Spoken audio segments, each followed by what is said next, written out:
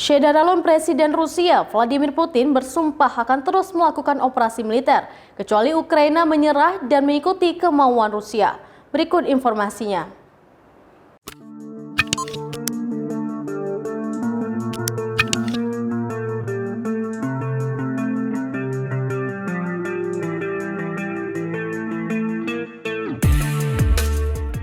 Calon Vladimir Putin, Presiden Rusia, bersumpah akan terus melanjutkan operasi militer kecuali Ukraina menyerah dan mengikuti kemauan Rusia. Kebanyakan orang yang terperangkap di kota pelabuhan itu tidur di bunker bawah tanah.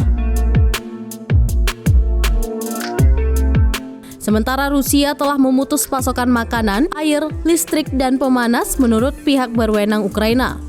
Presiden Rusia Vladimir Putin berjanji akan menghentikan serangannya ke Ukraina jika tuntutan Kremlin dipenuhi Ukraina.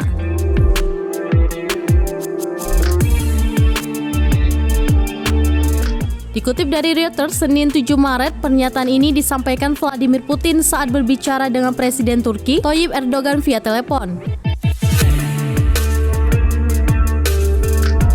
PBB mencatat 351 warga sipil tewas dan 707 terluka pada Jumat 4 Maret 2022 di Ukraina.